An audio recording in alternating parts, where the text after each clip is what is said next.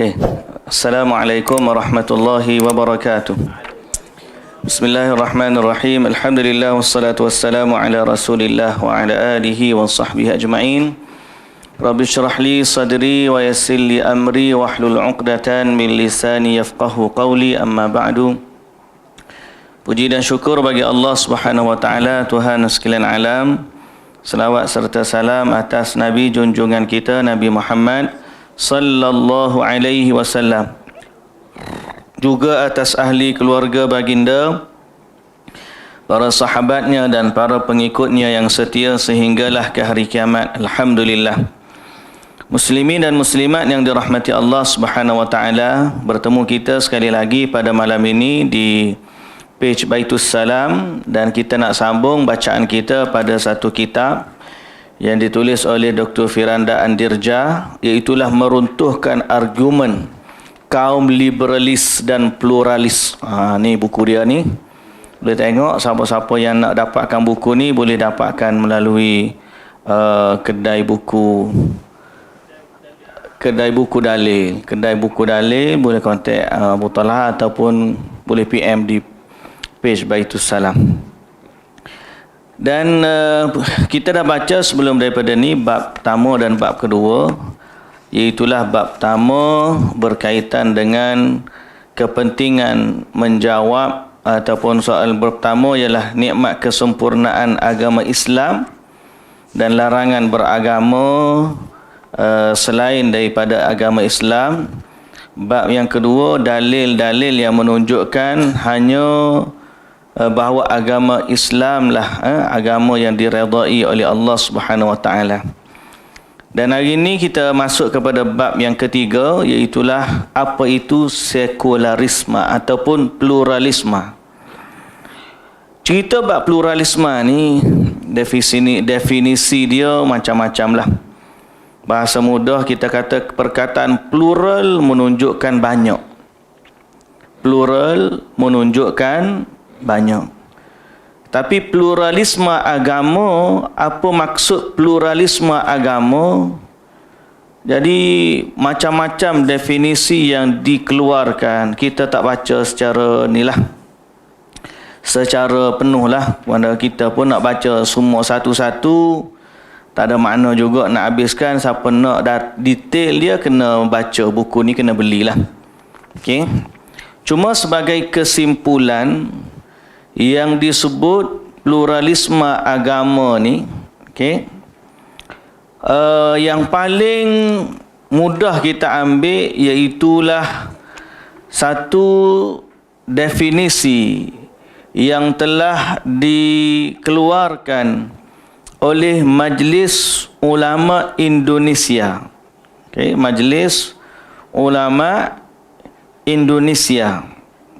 Kata yang mudahlah, bahawa dia melihat pluralisme agama ni adalah satu ideologi.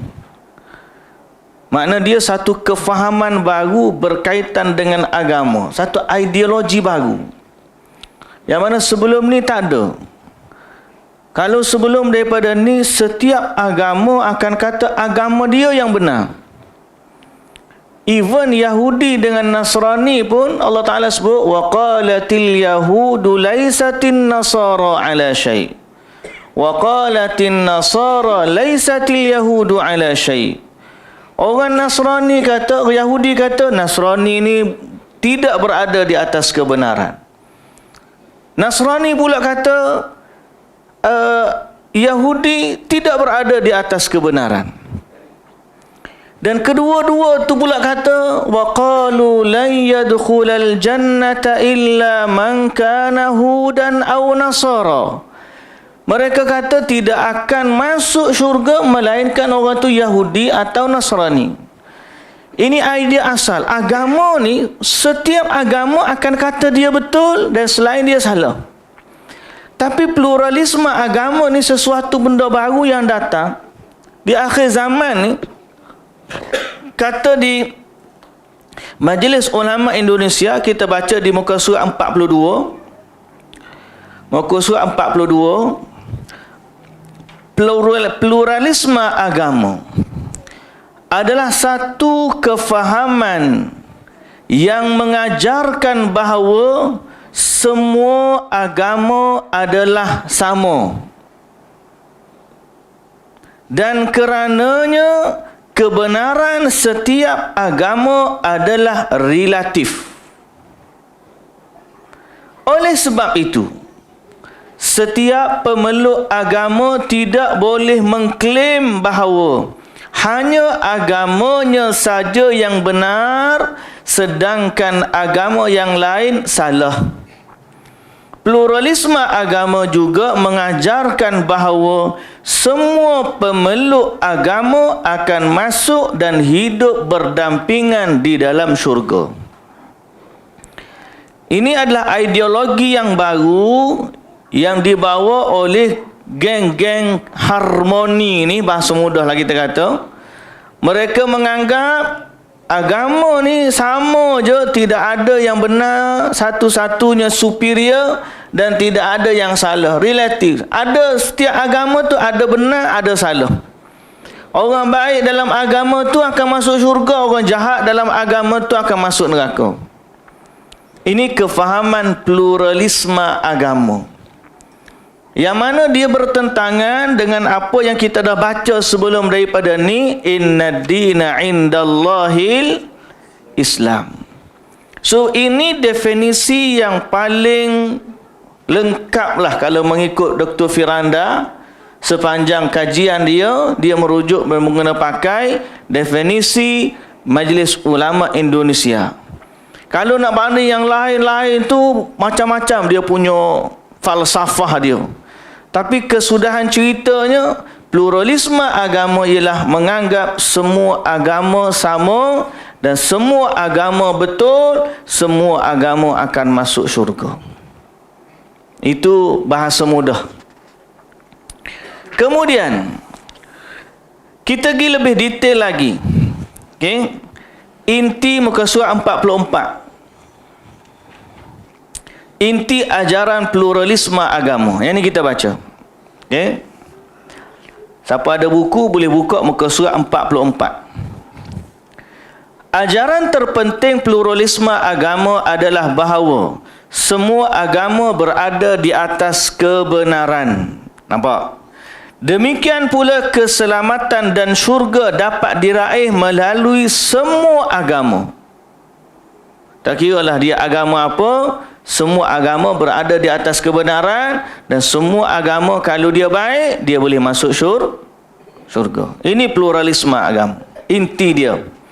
Para pendukung pluralisme agama mengklaim bahawa gagasan pluralisme agama adalah perpanjangan dari gagasan religious inclusivism. Inclusivism. Yang nak sebut ni. Yang bertentangan dengan gagasan religious exclusivism. Maknanya terkait dengan tu, para pendukung gagasan ini percaya bahawa kejayaan, keselamatan, kesempurnaan atau tujuan lain dari agama hanya terbatas kepada satu agama tertentu sahaja. Yang tu yang dulu. Sekalipun pengikut agama lain memiliki moral yang baik, namun mereka tidak boleh mencapai jalan keselamatan. Itu yang asal. Dulu dia kata eksklusif. Sekarang ni dia nak mana inklusif. Eksklusif ni satu agama saja yang betul. Inklusif ni kebenaran, semua agama duduk dalam kebenaran tersebut. Ini pemikiran baru. Okey. Padahal yang bersifat eksklusif hanya agama dia yang benar, sebenarnya keyakinan semua pemeluk agama. Orang Islam percaya Islam saja yang benar. Orang Kristian percaya Kristian saja yang benar. Orang Hindu kata Hindu saja yang benar. Buddha pun begitu dan seterusnya. Adapun kepercayaan inklusif agama, okey, merupakan gagasan baru yang dimunculkan bagi semua umat beragama. Padahal gagasan ini tidak pernah ada sebelumnya. Kerana itu penganut gagasan ini dalam tiap-tiap agama tidaklah dominan. Sebenarnya kalau tanya majoriti agama lain, dia pun kata masih lagi dia kata dia betul, orang lain salah. Orang yang kata semua agama dalam setiap agama tu sebenarnya bukan dominan. Tapi bila dia kumpul, dia buat satu gagasan baru, dia pakat sama-sama dia menyatakan seolah-olah suara dia ni besar. Jadi ajaran ini dapat disimpulkan dalam beberapa poin berikut. Pertama, jalan keselamatan ada pada setiap agama dan tidak terbatas pada satu agama saja. Nak selamat akhirat, ikutlah mana-mana agama. Jadi semua agama ada jalan keselamatan. Yang kedua, inti ajaran agama sebenarnya sama. Syariatnya saja berbeza-beza. Kata dia, kita semua menyembah Tuhan, cara saja berbeza.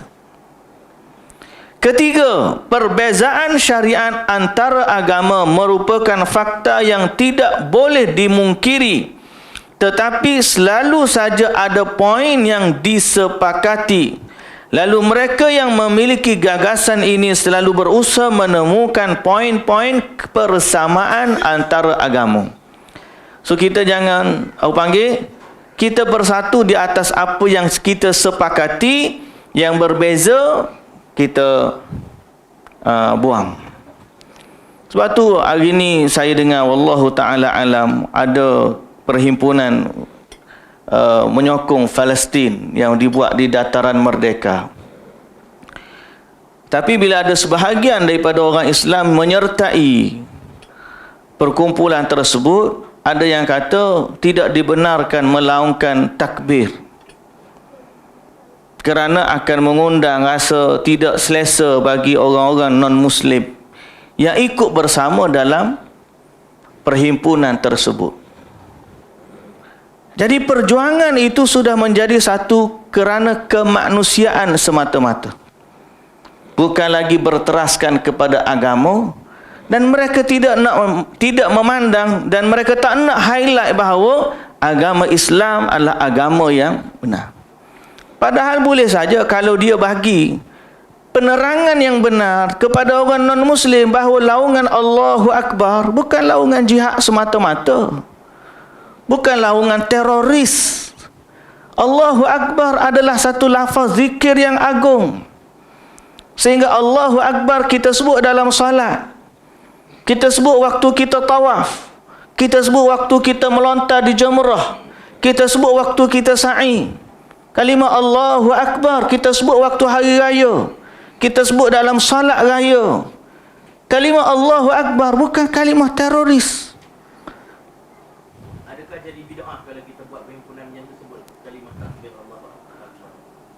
Dia bukan nak mengajar benda tu satu sunnah waktu tu, tidak.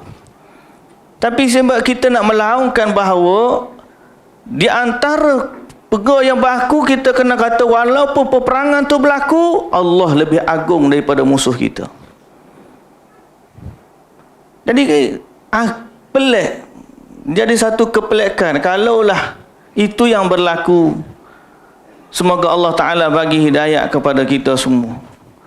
Bahawa agama ni agama, dia bukan kerana kemanusiaan. Saya dah sebut banyak kali, Islam bukan dibina di atas sikap keperimanusiaan semata-mata. Islam bukan sekadar tertegak di atas nilai-nilai moral.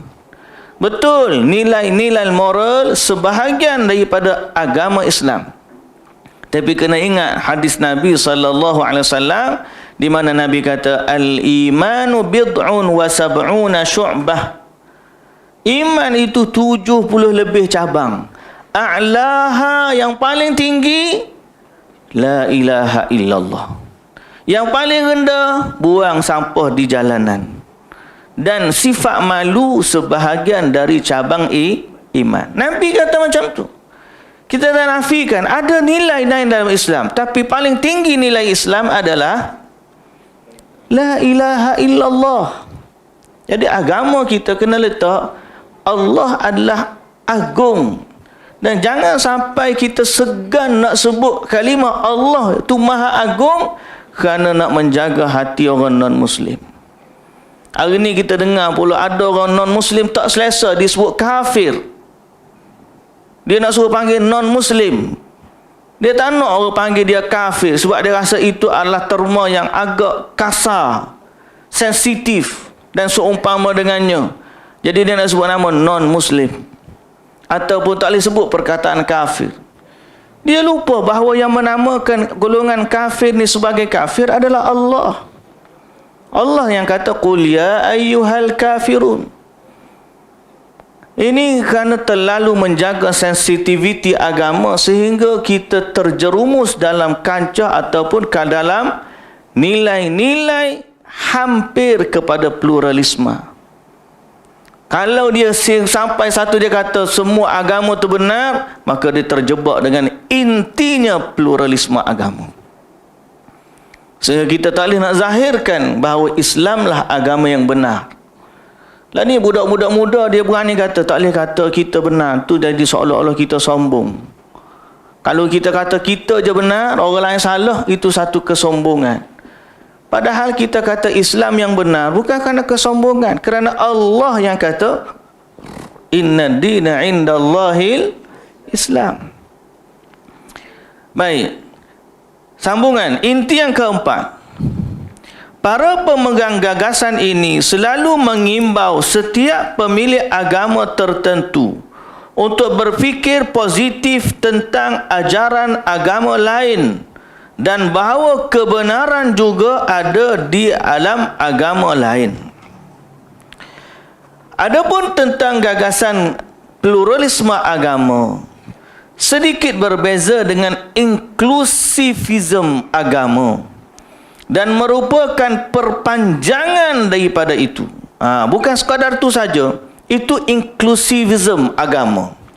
Ada lagi lebih daripada itu. Okey. Kita pergi kepada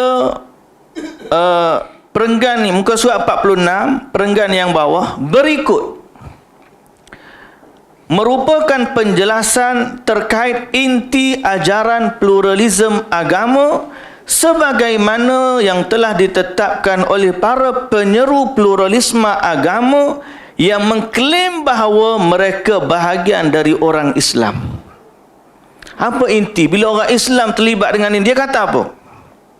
Pertama, sebagaimana kita sebut tadi, mereka kata semua agama tu sama dan semuanya benar, semuanya boleh menghantarkan pengikutnya ke dalam syurga. Lepas ni kita akan jawab berdasarkan dalil Quran. Kenapa benda ni salah? Tak boleh. Kerana dia bertentangan dengan ajaran Islam. Islam tak kata macam tu. Islam kata inna dina indallahil Islam. Islam kata siapa yang tidak menyembah Allah tak akan masuk syurga. Islam kata innal ladzina kafaru min ahlil kitabi wal musyrikina fi nari jahannam.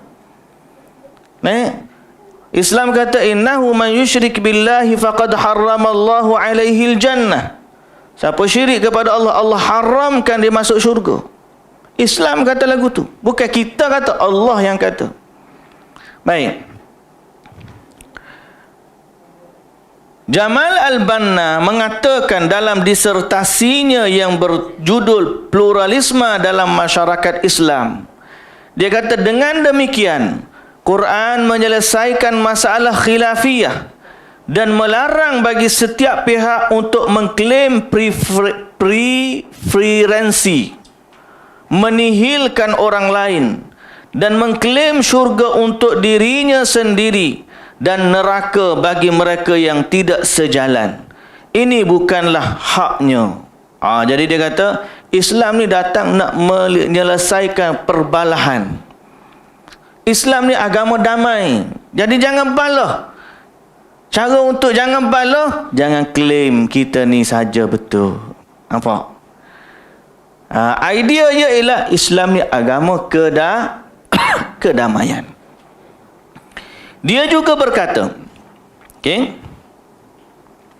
jadi jangan kata orang tu masuk neraka, itu hak Allah. Cuma kita jangan balah, dia kata. Semua orang betul berlaku. Semua urusan kembali kepada Allah. Jangan menjadi Tuhan, betul. Dia kata jangan buat kerja Tuhan. Padahal kita baca kalam Tuhan. Yang kata orang kafir masuk syurga ni siapa kata? Tuhan, Allah yang kata. Dia juga berkata, ini adalah waktu yang tepat bagi para pengkhutbah Islam untuk mengetahui bahawa mereka tidak dituntut untuk memenangkan umat Islam atas agama lain. Mereka juga tidak memiliki hak untuk menghakimi orang lain dengan neraka, seolah-olah kunci syurga dan neraka ada di tangan mereka.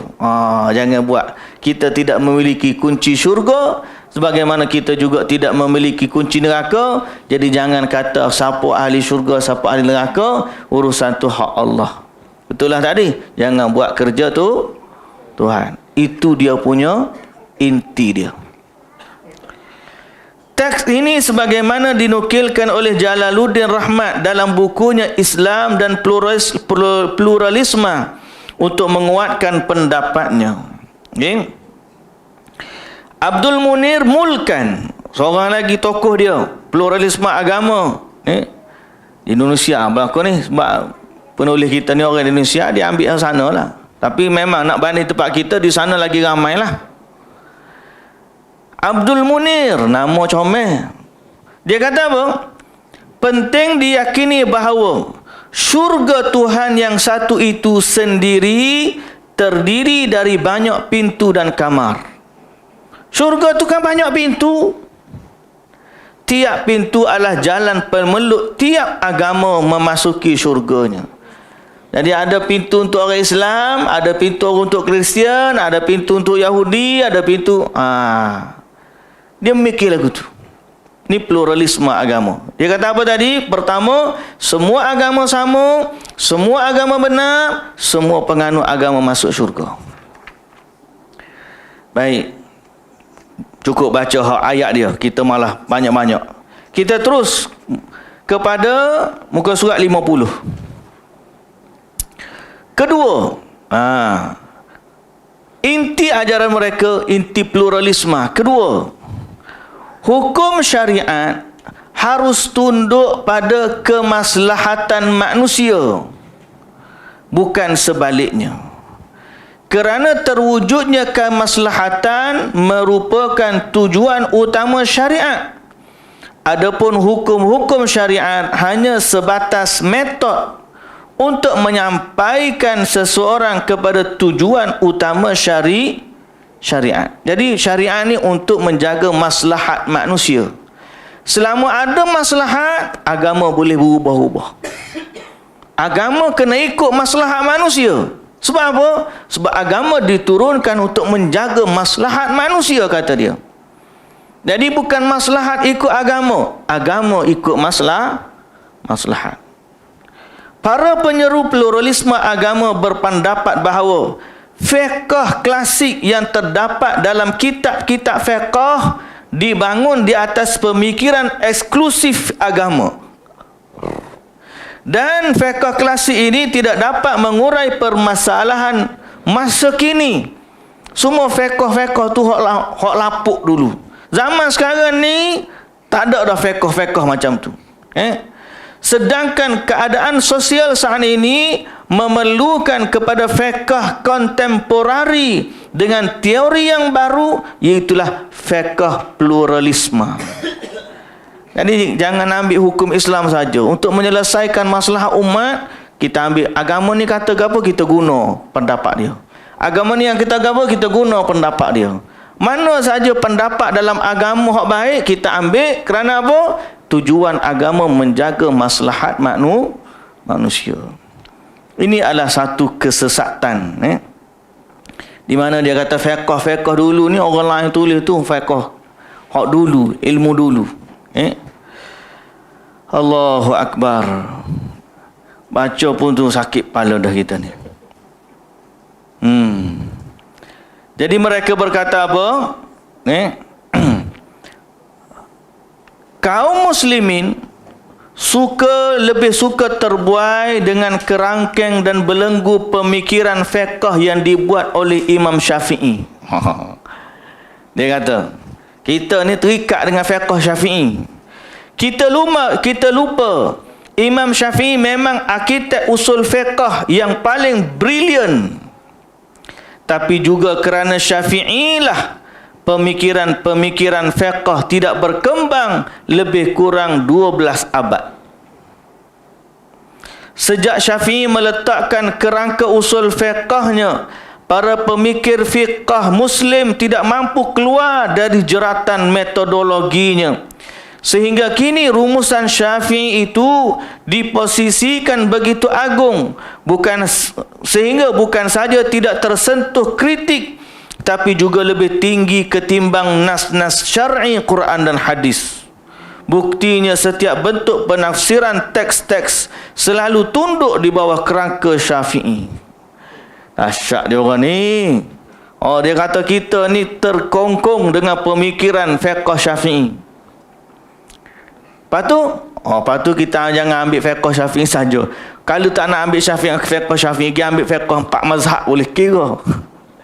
Dia ni memang melangkaui fiqh 4 mazhab. Siapa fiqh syariah lain pun dia ambil juga. Mengarut ni. Baik. Pada tu nombor 2. Pening pula baca ni. Okey, setengah tu dia berkata apa? Terkongkong fiqh ni dengan budaya Arab. Dia kata fiqh kita pakai jilbab, pakai jubah. Ni kita pakai jubah ni ke orang Arab ni. Ni terpengaruh dalam orang Arab.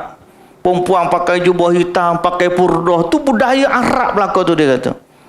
Jilbab, budaya Arab. Kita ni fiqh kita kena kontemporari. Fiqh yang sesuai dengan kita. Orang Arab dia tutup lah sebab dia debu banyak. Kita ni panas kalau kita pakai tutup jadi peluh. Jadi fiqh kita kena buka. Ini semua pemikiran yang mengarut. Ni. Nombor 3. Inti dia, muka surat 52. Tidak ada kebenaran yang mutlak. Yang ada kebenaran adalah relatif. Yang ada kebenaran yang relatif. Maknanya tidak boleh bagi penganut agama tertentu untuk mengklaim bahawa kebenaran hanya berpihak kepadanya, sedangkan penganut agama lain berada di atas kebatilan. Inilah dakwaan yang diusung oleh para pendukung pluralisme agama untuk dijadikan tameng dalam pembelaan. Ketika mereka terdesak dalam pendebatan, maka mereka berkata, jangan batasi kebenaran pada kelompok tertentu, kerana kebenaran yang mutlak itu tidak ada, kerana hanya Tuhan mengetahui kebenaran mutlak. Masalah ini nanti akan dirinci lebih lanjut pada tempatnya insya-Allah. Keempat, inti mereka kata apa? Teks syariat hendaknya tidak ditafsirkan secara harfiah, melainkan ditafsirkan sesuai dengan spirit moral, akhlak dan sosial. Dia tak boleh tengok ni, jangan ditafsirkan secara literal, bahasa mudah kita. Literal, geng-geng literal. Literalis. Tak boleh. Kita kena tafsir mengikut budaya dan uruf setempat. Dan juga akhlak-akhlak setempat. Ni mereka mengubah tafsiran syariat bukan lagi mengikut apa yang difahami oleh generasi para salafus salih. Baik. Sambungan muka surat 54. Di antara prinsip-prinsip itu inti ajarannya, prinsip-prinsip fahaman liberalisme pula apa dia? Nombor 1, pintu ijtihad terbuka lebar di semua bahagian agama. Jadi semua agama boleh buat agama dia, boleh mengubah teks-teks agama, boleh ubah, boleh tukar sesuai dengan kesesuaian masa dan tempat mereka. Yang kedua, penafsiran didasarkan kepada semangat etika sosial, bukan lagi tekstual. Jadi agama pada mereka berubah-ubah mengikut situasi. Mengikut situasi. Sebab tu gereja Dia tak pegang tau kitab dia. Kita je orang Islam hari ni bawa Bible pergi jumpa dia. Kalau tanya dia, do you read Bible? Dia pun tak pernah. Pasal dia ikut pedri dia. Pedri dia ikut sesuai. Hari ni dia nyanyi. Kesesuaian dia lagu tu. Dia kata kalau tak nyanyi orang tak mari gereja. Jadi kita buat nyanyi. Oh, ya Hanana. Kau ya apa tak tahu nak sebut. Ni. Ini penafsiran mereka. Tidak lagi penafsiran tekstual. Tak ikut nas dah. Ikut spirit, semangat etika sosial. Yang ketiga, prinsip mereka. Ideologi kebenaran yang relatif, bebas dan beragam. Mereka kata kebenaran ni macam-macam. Bukan satu je kebenaran. Kebenaran ni relatif dan bermacam-macam. Keempat, prinsip mereka, oleh kerana semua agama tu benar, maka kita bebas memilih mana-mana agama. Dan semua pun benar. Ikut mua nak agama gapo. Jangan paksa orang masuk agama kita. Ikut dia nak agama gapo. Dia tu kata anak dia seorang, anak dia nak agama Kristian, seorang anak dia nak agama Buddha, seorang agama dia nak agama Islam, seorang anak dia nak tukar-tukar agama. Pada pemikiran dia, semua agama benar dan kita bebas memilih mana-mana agama. Ni berlaku tak macam ni? Ada realiti berlaku tak macam ni? Kalau pak kita tak nampak sangat, tapi kalau di Indonesia ada. Pernah jumpa. Satu rumah 5 agama. Hasbunallahu wa ni'mal wakil. Pasal apa? Mereka kata semua agama benar, kita bebas memilih mana-mana agama. Jadi umur 18 tahun dia register, mau rasa agama apa? Sebab tu kebebasan beragama ni dengan nilai pluralisme kita tolak. Islam kata agama ni bebas. Maknanya kita tak paksa orang masuk agama kita. Tapi mesti kita kata hanya Islam agama yang benar. Dan kita nak dakwah dia masuk agama kita. Bukan dengan paksaan, tapi dengan ajakan dakwah. Pada mereka, dengan pluralisme, tak boleh. Bebas memilih mana-mana agama kerana agama semuanya sama. Yang kelima, prinsip mereka memisahkan otoriti duniawi dengan otoriti ukhrawi, serta memisahkan antara otoriti agama dan otoriti politik. Dia tak nak ada badan otoriti yang kawal setiap agama, selia agama. Tak boleh. Dia memisahkan urusan dunia dengan urusan akhirat, tak akan bercampur. Baik. Itu yang kelima. Mereka berkata apa? Yang kelima tu, Islam liberal percaya bahawa otoriti agama harus dipisahkan dari otoriti politik. Islam liberal juga memerangi pembentukan negara agama. Tak ada istilah negara Islam, tak ada. Negara kita adalah negara integrasi. Semua agama. Tak ada, bukan negara Islam. Dia menolak idea tu. Mereka meyakini bahawa kehidupan beragama dan kehidupan berpolitik yang benar adalah satu ketika negara memisahkan antara keduanya. Agama adalah sumber gagasan yang sangat mungkin mempengaruhi keputusan secara umum, tetapi agama tidak memiliki hak untuk menentukan segala keputusan. Jadi, kalau kita nak buat keputusan, tidak ada relatif dan relevan dengan agama. Jangan bias. Seorang pemimpin, dia memutuskan keputusan dalam negara, tidak ada keterlibatan dengan agama. Waktu dia Muslim, dia memimpin, Islam itu milik dia. Dia milik negara yang semua rakyat dia berbilang agama. Masa tu dia kena memutuskan bukan dengan kacamata Islam. Ui, dahsyat dia orang ni. Agama adalah sumber gagasan, dia kata, yang sangat mungkin mempengaruhi keputusan secara umum. Akan tetapi agama tidak memiliki hak untuk menentukan segala keputusan. Agama memiliki ruang lingkupnya sendiri. Adapun urusan yang sifatnya umum harus dilakukan melalui proses kesepakatan. Jadi kepimpinan ni milik umum. Jadi dia kena disepakati oleh semua agama baru kita boleh kata. Jangan hanya menguntungkan agama Islam. Kita kena buat keputusan, semua agama akan dapat hak sama rata. Pisahkan dia. Boleh jadi nampak ke arah tu lah kalau dia. Kadang-kadang kita tengok dunia hari ni. Dunia hari ni. Tapi orang tak nampak. Orang duk kata, tak apa, ni harmoni dia panggil.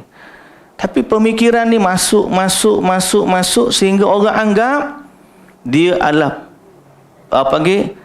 pemikiran yang adil, seimbang, tidak bias. Padahal isunya ialah mereka menidakkan hak agama dalam menentukan keputusan-keputusan dalam politik dan negara.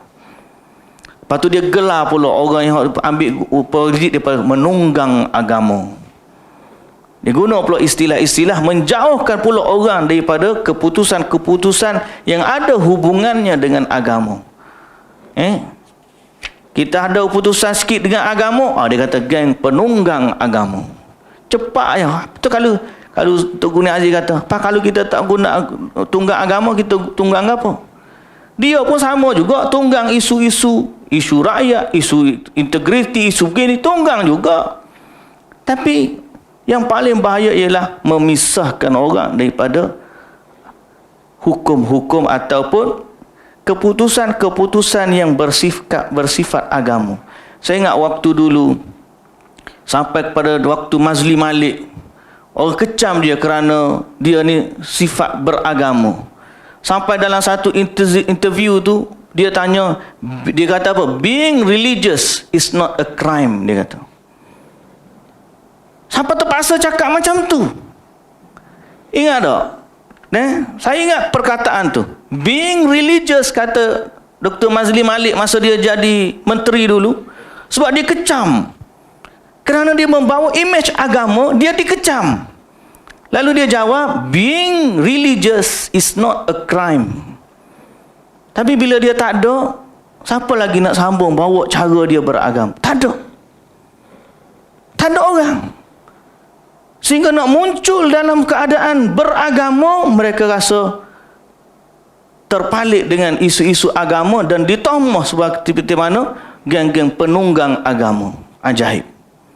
Yang paling ajaib ialah orang Islam yang tak sedar macam mana mereka menunggang pluralisme untuk membatalkan agama Islam. Baik. Dari sejumlah prinsip yang rosak ini, tengok, implikasi dia bukan main-main.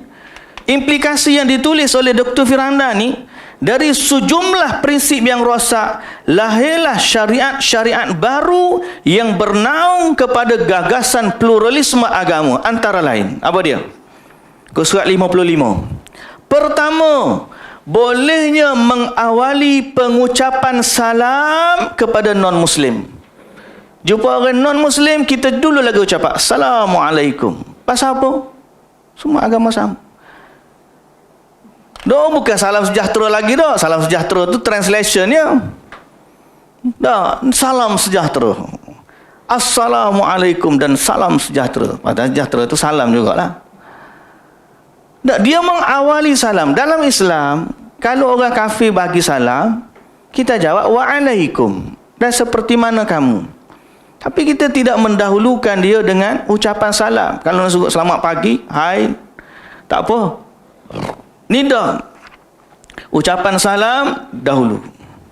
Yang kedua, bolehnya mengucapkan selamat kepada orang kafir pada hari-hari perayaan mereka. Hari ini dah jadi normalisasi dah. Bila kita larang ucap Merry Christmas, kita jadi ekstremis agama. Bila kita larang orang Islam sambut Happy Deepavali, ekstremis agama.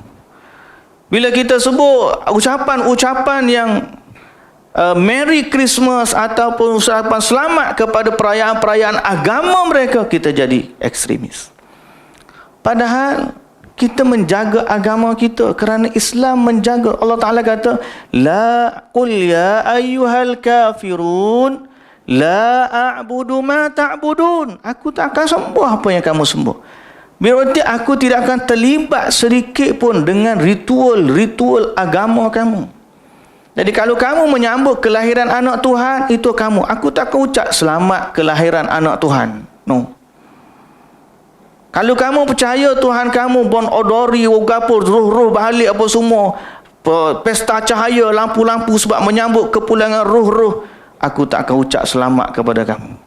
Kerana Islam agama aku kata hanya Allah yang kita sembah. Aku tidak akan menyembah apa yang kamu sembah. Tapi implikasi pluralisme agama, seolah-olah kita dengan agama lain, kalau kita boleh ucap selamat hari raya, kita juga boleh ucap Merry Christmas. Kita juga boleh ucap apa? Selamat hari Deepavali, selamat tahun baru Cina, selamat tahun agama, ritual agama. Selamat hari Taipusam, tu terang-terang Taipusam tu duduk junjung patung dia daripada kuih tu naik ke batu keh tu. Kita pun selamat hari Taipusam pergi sambut. Setengah-setengah tu siap pakai kalung bunga, siap calik lagi atas dahi. Bahaya. Pluralisme agama. Ketiga, bolehnya doa bersama mereka. Kerana Tuhan pada mereka hanyalah satu dan semua agama ada cara masing-masing pergi menuju Tuhan. Lalu dia berkata, kita mintalah kepada Tuhan masing-masing. Hindu tolonglah doa kepada Tuhan Hindu, Buddha tolong doa Tuhan Hindu, Buddha, Kristian doa, orang Islam doa, kita minta agar pergilah bla bla bla bla bla. Kita tak berhajat kepada doa Tuhan mereka. Kerana Allah Ta'ala kata, lahu da'watul haqq. فالذين يدعون من دونه لا يستجيبون لهم بشيء إلا كباسط كفيه إلى الماء ليبلغ فاه وما هو ببالغه وما دعاء الكافرين إلا في ضلال. Kata Allah, milik Allah doa yang benar. Dan orang-orang yang disembah selain daripada Allah, mereka tidak boleh memustajabkan doa. Melainkan seperti orang yang nak ambil air dengan cedok tangan, tapi nak masuk mulut, tapi tangan dia tak sampai pun kepada air. Maknanya apa? Tuhan selain Allah, dia bukan pemilik kebaikan. Dia tak boleh bagi manfaat, dia tak boleh bagi mudarat. Tiba-tiba kita suruh pergi minta dengan Tuhan dia. Why? Kita tak yakin hanya Allah saja yang boleh mengabulkan doa. Mintalah kepada Allah. Surah Ar-Ra'du. Surah Ar-Ra'du juzuk yang ke-13 ayat 14. Surah yang ke-13 juga. Juzuk 13, surah yang ke-13 ayat 14. Lahu da'watul haqq وَالَّذِينَ يَدْعُونَ مِنْ دُونِهِ لَا يَسْتَجِيبُونَ لَهُمْ بِشَيْءٍ إِلَّا كَبَاسِطِ كَفَّيْهِ إِلَى الْمَاءِ لِيَبْلُغَ فَاهُ وَمَا هُوَ بِبَالِغِهِ وَمَا دُعَاءُ الْكَافِرِينَ إِلَّا فِي ضَلَالٍ. Maksud dia, hanya kepada Allah doa yang ikhlas. Berhala-berhala yang mereka sembah selain Allah tidak dapat memakbulkan sebarang doa bagi mereka. Tidak ubah seperti orang yang membentangkan kedua tapak tangannya ke dalam air agar sampai ke mulutnya, padahal air itu tidak akan sampai ke mulutnya, dan sia-sialah doa orang kafir itu. Tiba-tiba mari orang pluralisme, kita pakat doa pada Tuhan masing-masing agar Allah tunaikan hajat kita. Why? Kenapa kita nak suruh dia minta, kita nak bergantung kepada doa pada Tuhan mereka? Tak perlu. Itu bukan soal ekstrim, soal yang benar. Selain dari Allah tidak boleh memakbulkan doa. Kita ada tok ngulu betul. Contohlah kampung kita ada penghulu yang betul, YB betul. Lepas kita agenda musyarak, boleh minta kat YB masing-masing, YB pun ni agar kita buat atas peruntukan kepada mana-mana. Padahal YB betul seorang, hak lain kedai kopi je belakang. Kita nak hantar ke kedai kopi tu, takkan tak ada. Itulah perumpamaan dia lebih kurang. Tapi implikasi daripada pluralisme agama, bolehnya berdoa bersama di antara para pemuka agama yang berbeza-beza. Sebab kita pernah berlaku gitu, panggil semua tokoh-tokoh agama, kita pakai doa sama-sama. MS370. Letih kita mikir ni. Kerana pada mereka Tuhan ni satu dan Tuhan untuk semua agama. Jalan saja berbeza, Tuhan tetap sama pada dia. Keempat, bolehnya seorang wanita muslimah menikah dengan pemuda ahli kitab, baik Yahudi ataupun Nasrani. Okey. Bolehnya ni.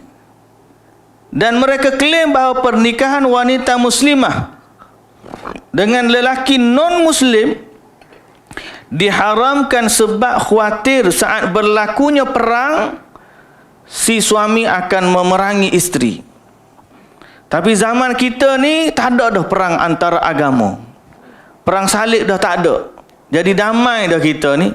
Bolehlah berkahwin sama rentas agama. Aduh. Dia kata adapun muka surat 57. Adapun untuk kondisi saat ini yang kaum muslimin dan orang musyrik hidup dalam kerukunan dan kedamaian, maka tidak mengapa seorang wanita muslimah menikah dengan lelaki kafir. Patutlah kita kata berlaku gitu pun di sebahagian tempat. Pasal apa dia kata? Larangan kahwin dengan lain agama ni sebab zaman dulu ada perang antara agama. Zaman lah ni dah tak ada dah perang antara agama, jadi tak ada masalah lah nak menikah antara agama. Hui, gitu rupanya corak pemikiran mereka.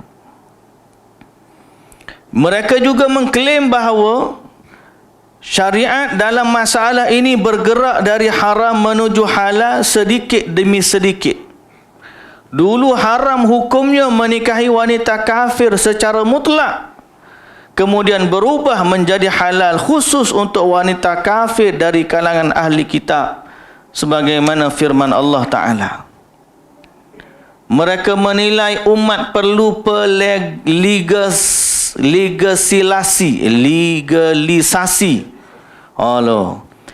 Perlu kepada pelegalisasian. Oh, payah. Legal lah, legal. Perlu kepada kebenaran secara legal, secara undang-undang untuk pernikahan jenis itu agar tercipta hubungan harmoni antara sesama pemeluk agama. Makna kerajaan mesti mengiktiraf benda tu supaya lebih harmoni. Kelima, mereka mendakwa bolehnya antara Muslim dan kafir saling mewarisi. So apa salahnya harta orang Islam diwarisi oleh orang kafir? Kenapa salahnya orang Islam mewarisi harta orang kafir? Ini semua antara da'yah pluralisme dalam agama. Muslimin dan muslimat yang dirahmati Allah, pemikiran ni ada sejarah perkembangan dia. Macam mana dia berkembang dalam agama samawi, iaitu Yahudi dan Nasrani. Kemudian macam mana dia berkembang dalam agama bukan samawi, iaitu agama-agama sembahan berhala seperti Hindu, Sikh dan sebagainya. Dan ia juga ada sejarah berkembang dalam masyarakat Islam, sehingga disebut bermula daripada gagasan anak-anak orang Islam pergi belajar ilmu-ilmu di barat. Mereka bawa balik pemikiran-pemikiran ni asalnya di barat. Ni mula-mula mereka digunakan untuk meruntuhkan agama Kristian. Kalau ikut dalam sejarah yang ditulis, mereka juga sebenarnya adalah gerakan-gerakan Freemason. Antara mereka cara nak meruntuhkan agama selain Yahudi ialah dengan meletakkan semua agama sama dan mereka akan rosak agama-agama mereka. Tinggallah Yahudi saja yang menganggap superior. Kalau hari ini dalam semua dunia mereka kata tak boleh menegakkan agama berdasarkan agama, berdasarkan bangsa. Tapi yang kekal hari ini, satu-satunya negara apartheid yang hanya membenarkan satu jenis bangsa, satu jenis agama duduk dalam negara tersebut dan diiktiraf hak sepenuhnya. Lain daripada mereka tidak memiliki hak sama rata. Satu-satunya agama yang begitu di dunia hari ini ialah Israel. Tapi pada kita semua ni, dia kata kita kena hak sama rata. Asal usulnya Freemason. Dia guna senjata pluralisme untuk runtuhkan Kristian dan sebagainya. Dulu ada Protestan, dulu ada Ortodok. Dan akhir sekali mereka meletakkan pembatalan kebenaran itu tidak milik siapa-siapa. Jadi semua orang tidak boleh mendakwa kebenaran. Akhir sekali orang meninggalkan teks-teks agama.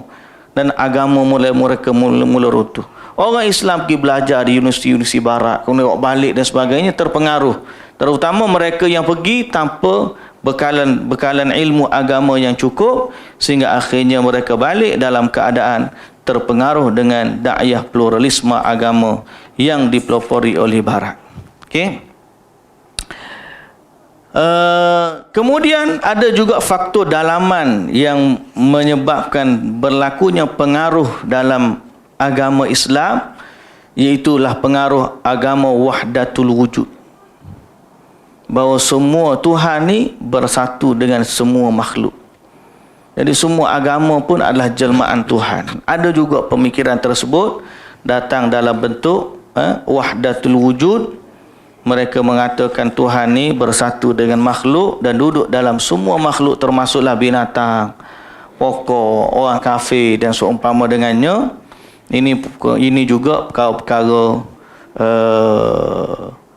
jadi ada sebab-sebab kemunculan pluralisme agama. Kita berhenti setakat ni dululah. InsyaAllah kita akan sambung pada muka surat 84 pada tajuk sebab-sebab kemunculan pemikiran pluralisme agama pada pertemuan kita yang akan datang.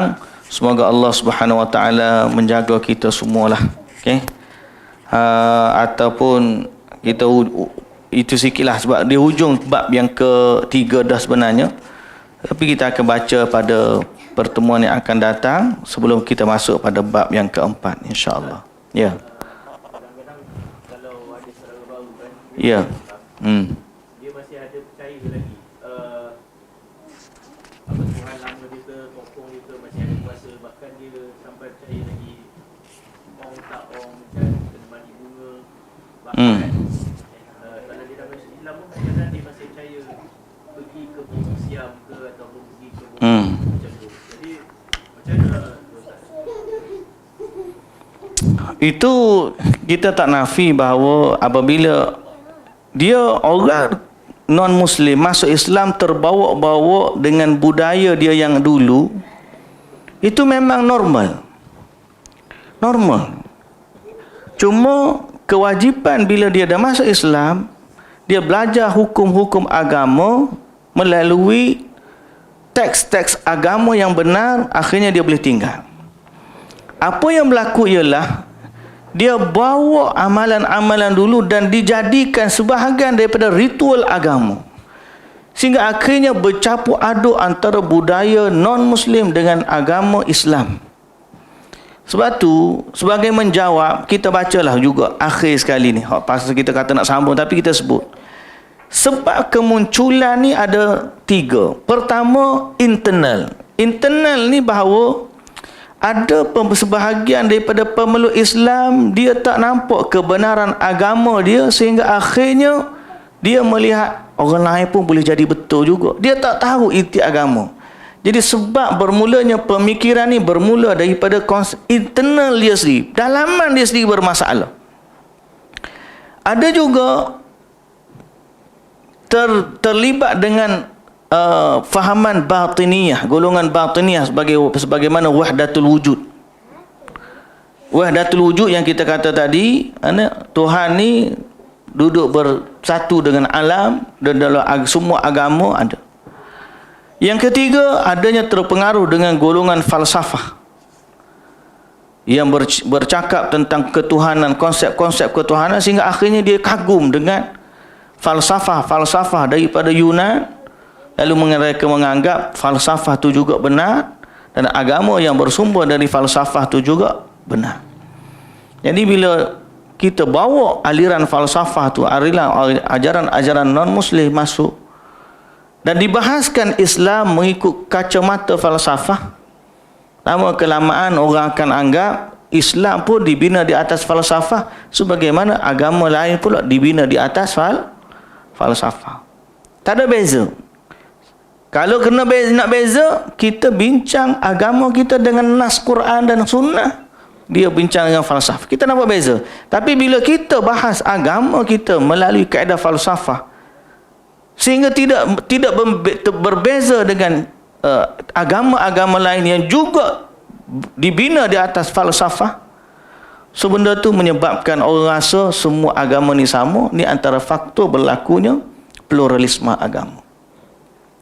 Selain daripada faktor eksternal, kita panggil eksternal, faktor luaran daripada Eropah pergi belajar, pengaruh di mari sini dan sebagainya. Tapi itulah kita kata, kadang-kadang bila orang Islam tak belajar, kemudian orang masuk Islam baru daripada agama lain, hak paling lah ni berat apa dia? Orang baru masuk Islam, orang baru berhijrah diberi tempat untuk mengajar agama. Sehingga budaya-budaya dalam kehidupan dia waktu dia belum Islam atau waktu dia belum lagi menjadi Muslim yang baik, dia baru pakai tudung aja, padahal amalan dia belum lagi sempurna. Artis hijrah sebagai contoh, baru pakai tudung, diletak di atas mimbar, meja penceramah, cerita tentang agama dan sebagainya, lalu menyebabkan agama ni orang tak nampak eksklusifnya dia. Begitulah juga sebab tadi, bila dia masuk Islam, orang dia masih lagi pergi kat bawah siap, dia masih lagi pergi, sehingga akhir sekali orang anggap tidak ada eksklusifnya agama Islam. Sebab tu kita kena berpegang teguh, dan saya ulang balik konsep al-wala' wal-bara'. Kita mesti bersama dengan Islam dan berlepas diri dengan ajaran-ajaran bukan Islam. Kerana apa? Kerana Allah mengajarkan kita bahawa hanya Islam sahaja agama yang benar, dan Nabi Ibrahim mengajarkan kepada kita, ayat Allah Ta'ala sebut, innani bari'un mimma tusyrikun, aku berlepas diri daripada apa yang kamu syirikkan. Semoga Allah Ta'ala menjaga kita semua. Ya. Soalan terakhir tu. Baru ni ada sahabat kita dakwah ke Cebu, Filipin. Jadi dia balik, dia beritahu antara cabaran juga untuk nak Islam ke sana. Especially wanita kafir Muslim adalah, dia kata masuk Islam nanti orang lelaki boleh kahwin 4. Jadi kami akan dimadukan. Jadi macam mana kita nak tunjuk perempuan dimadu ni baik, sedap dan tidaklah buruk yang digambarkan. Jadi mungkin Ustaz boleh Ustaz tak boleh menilai kalau kita sendiri, kita pada Muslim perempuan punya macam ni. Jadi macam mana kita sendiri nak cerita kepada orang yang non-Muslim? Dia mungkin tertarik berislam, tapi dia kata aku tak boleh terima satu benda ni. Kenapa dalam Islam membenarkan kahwin 4 dan aku tak nak nanti bila kahwin kena kahwin 4? Itu kesalahfahaman lah. Ada orang menunjukkan sisi buruk dalam syariat poligami sehingga orang takut. Tapi jangan dilupakan bahawa syariat Allah ni dibina di atas, orang panggil, kebaikan. Yuridullahu bikumul yusra wa la yuridu bikumul usra. Wa yuhillu lahumut tayyibati wa yuharrimu alaihimul khaba'ith. Allah Ta'ala kata, kalau Allah halalkan itu baik, kalau Allah haramkan itu buruk. Allah nak kepada kita kemudahan, dan Allah tak nak kepada kita dari kesulitan. Dan hanya ada faktor lah kalau kita nak bahaskan tentang tu, tentang kebaikan dan syariat Allah itu mesti agung. Mesti ada jawapan. Cuma berbalik kepada soalan, apabila dia menghalang orang non-Muslim masuk Islam kerana kesalahfahaman tersebut, maka kita pertama dua perkara. Pertama, kena sebut Islam tu bukan di situ semata-mata. Saya dah sebut tadi awal tadi. Konsep Islam yang benar adalah pada syahadah la ilaha illallah. Dahulukan perkara tersebut. Hak lain kemudian. Kalau dia beriman kepada Tuhan yang satu, beriman kepada kerasulan Nabi Muhammad sallallahu alaihi wasallam, masuk Islam dulu. Yang tak faham kemudian. Itu mesti nombor satu. Setelah daripada dia masuk Islam, lepas tu kita betulkan kefahaman bahawa tidak ada agama yang mention dalam teks dia berkahwinlah satu melainkan Islam. Yakni Islam membenarkan poligami. Tak ada dalam masa yang sama Islam juga menganjurkan bagi yang tak mampu sebagai satu. Agama lain tak ada langsung yang tu. Tak kata satu, tak kata dua, tak kata tiga. Agama dia tidak ada. Sehingga mereka kahwin satu, tapi sebahagian daripada mereka guna jalan yang salah untuk pergi kepada yang lain. Jadi jawapan kepada persoalan tersebut ada. Dalam konteks soalan tadi, apabila dia menjadi sebab orang non-Muslim untuk masuk Islam, kita kata dahulukan perkara asas dalam agama, iaitu tauhid. Dan yang kedua, kita jawab dengan secara berhikmah pada kemudiannya, dan pasti ada jawapan. Allahu ta'ala alam. Okey, kita berhenti setakat tu. Habislah. Kita akan sambung masuk bab 4 terus, insya-Allah.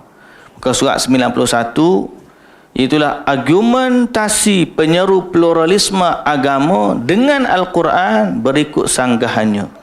Maknanya, tajuk minggu depan atau tajuk kelas sekali lagi, golongan pluralisme ni untuk menguatkan hujah pluralisme ada mereka guna ayat Quran.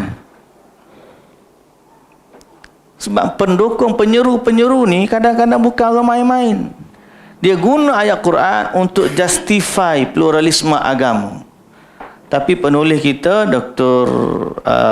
Firanda, dia menjawab hujah Al-Quran itu dengan bahawa konteks mereka guna tu salah, dan kita akan sebut pada pertemuan kita yang akan datang. Wallahu ta'ala alam. Subhanakallahumma wa bihamdika asyhadu an la ilaha illa anta astaghfiruka wa atubu ilaik. Aqulu qawli hadza wa astaghfirullahal azim li wa lakum. Assalamu alaikum warahmatullahi wabarakatuh.